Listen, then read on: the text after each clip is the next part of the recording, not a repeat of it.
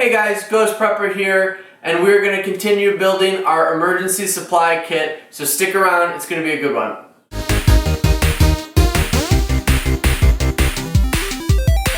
Alright guys, so this is the second part video of building a basic emergency supply kit. So today we're following the FEMA emergency checklist. This is the second page of the two-page list. So these are the additional items to consider. Now if you haven't seen the first video, I'll put a link. Check that video out before you do that. Those are the core items. These are just additional items to build onto that kit. Guys, if you could please do me one favor and smash that like button. It helps me out a lot. Also consider subscribing if not already. I try my best to put out videos as frequently as possible. So please subscribe to stay notified for that. Alright guys, so the first thing on our list is going to be prescription medication and glasses. So any prescription medication you have to take on a fairly regular basis, make sure you try to get some extra just in case.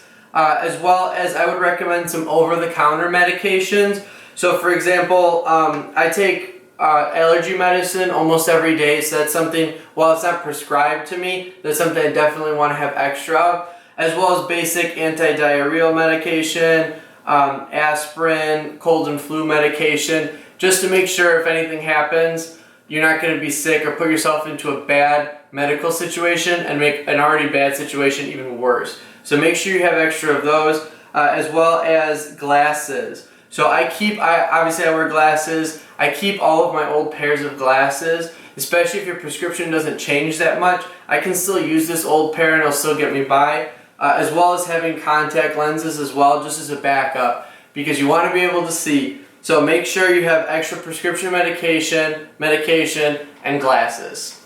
Alright, so next on the list is infant formula and diapers. Now I currently don't have a baby, so I don't have any of that stuff to display for you currently, but I have heard feeding them is pretty important, so make sure you have extra infant formula and diapers. Alright, so the third thing on our list is pet food and extra water for your pet. While I don't have a human baby, I do have a little fur baby, so we do have extra food for her on hand. She's a little 20-pound dog, so she's pretty small. She doesn't eat a ton, but we do have extra wet food. I like to do this canned wet food, as well as some of this Rachel Ray stuff. This keeps for a while. And then making sure you have extra water for your pet. So whether you have a dog, cat, lizard, whatever you have, just making sure you have extra pet food set aside in case of an emergency.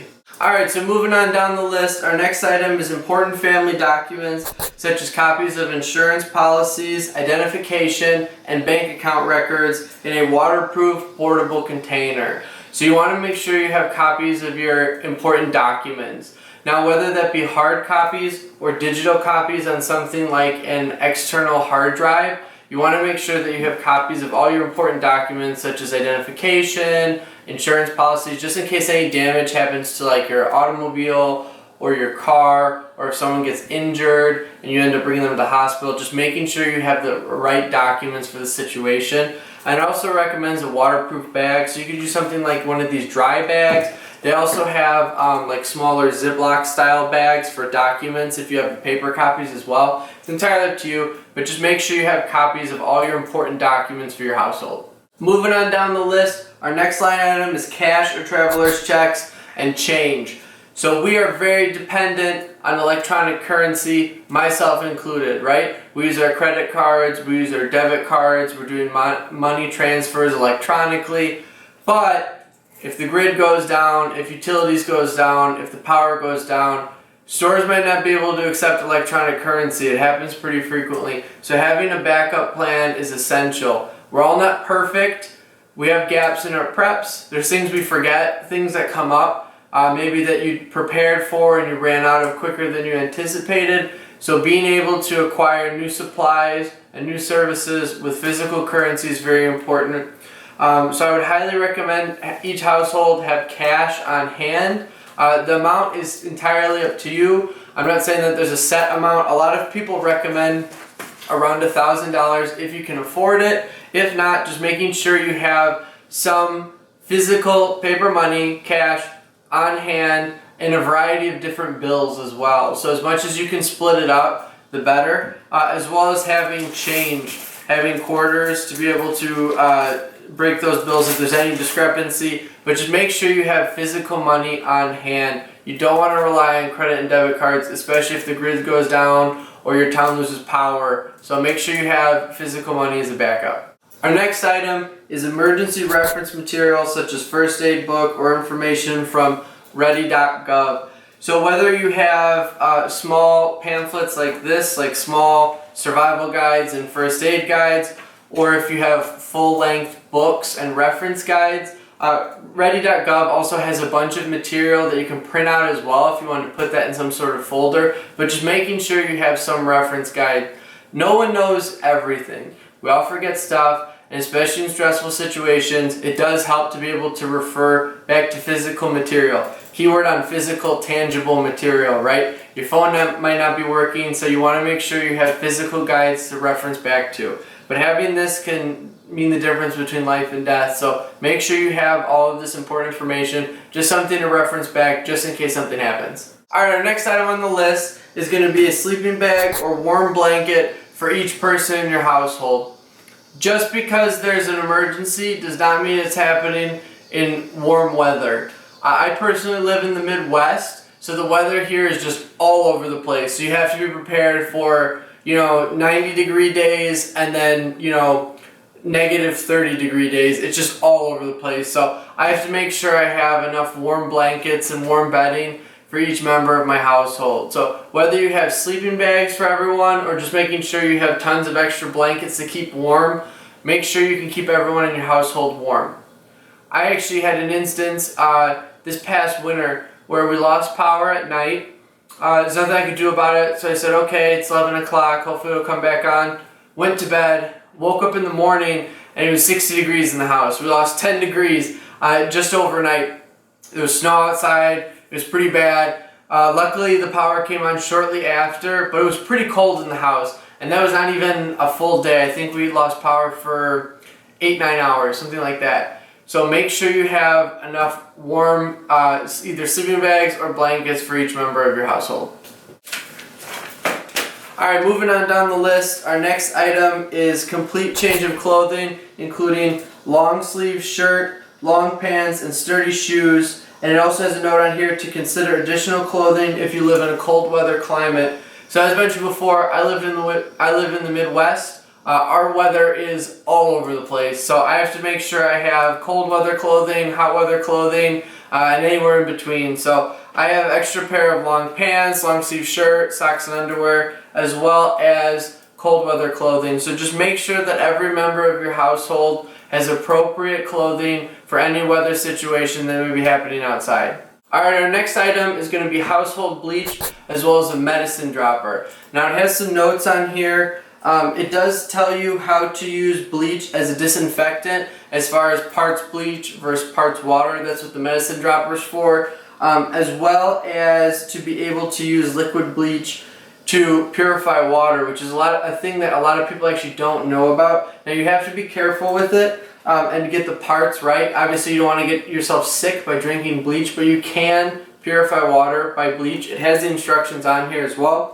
It does mention to not use scented or color-safe bleaches with added cleaners. It has to be regular, unscented, no additive cleaner bleach. Now if you don't feel comfortable purifying water with household bleach, I completely understand. Then I would recommend getting some sort of water filter. This is a Sawyer. They make a bunch, Life Straw. You can get Aqua tablets as well. But if you don't feel comfortable sanitizing water with household bleach and just want to use it as a cleaner, that's totally fine, but then I would recommend having a backup plan to be able to purify water. But make sure you have household bleach and a medicine dropper.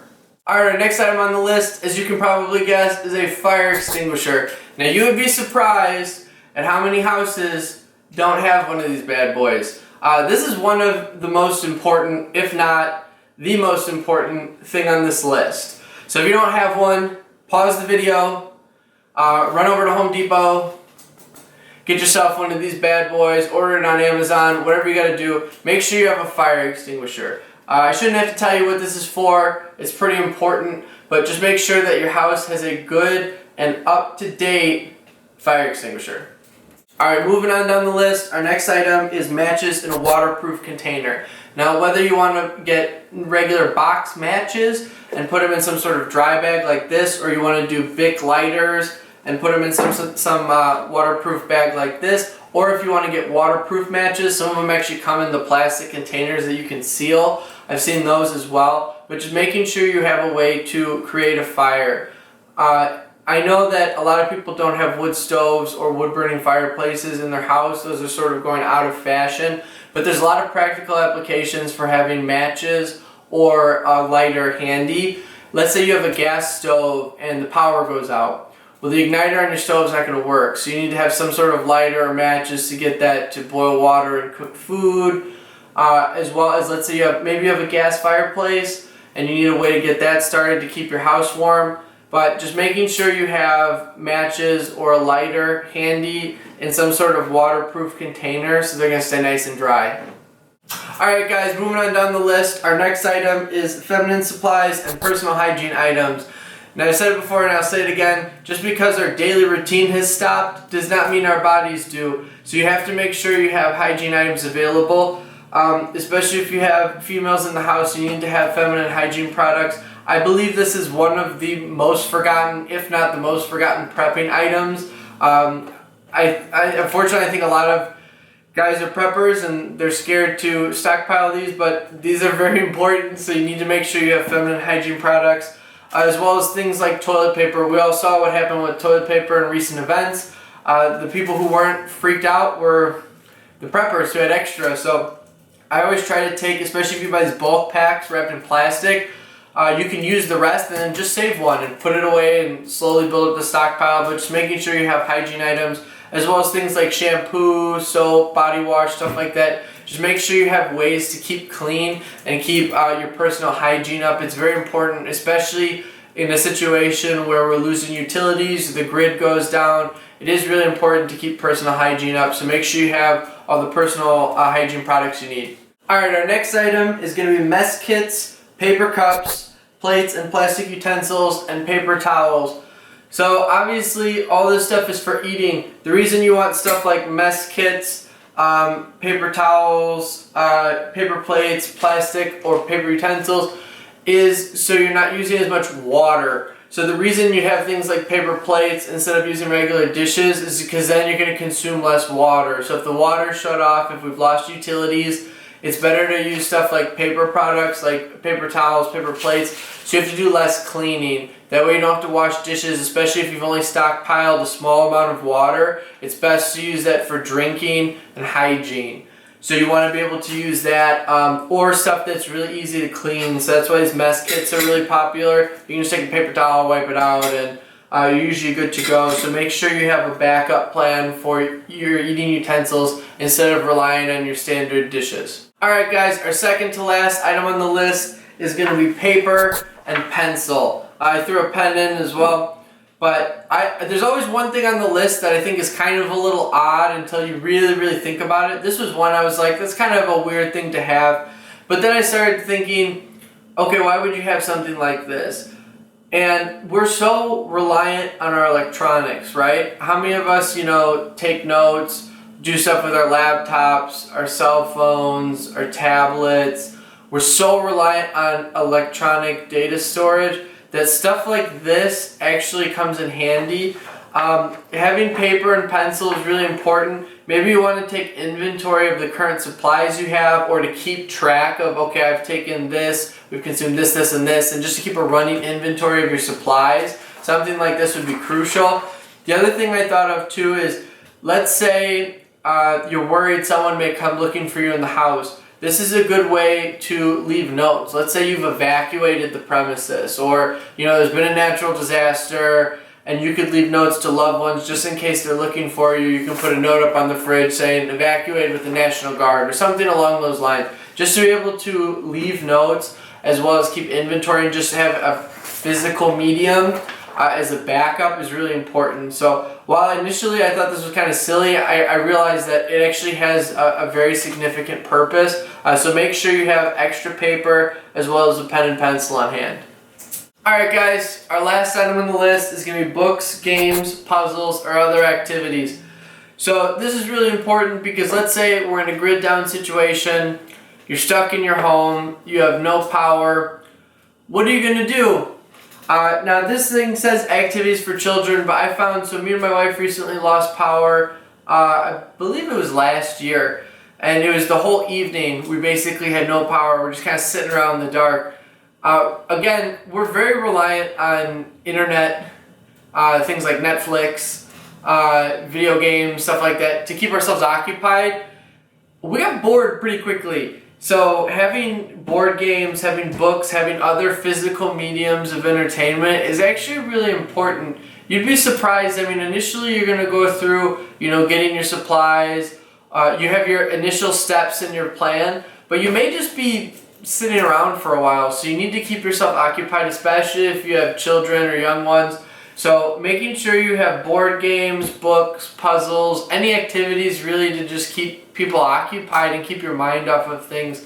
You may be in a stressful situation, maybe you've never been in a situation like this before. Being able to sort of keep people's mind off of it, relieving stress, this is actually one of the most important morale boosters you can have. So making sure you have activities for yourself and your family is actually one of the most important things.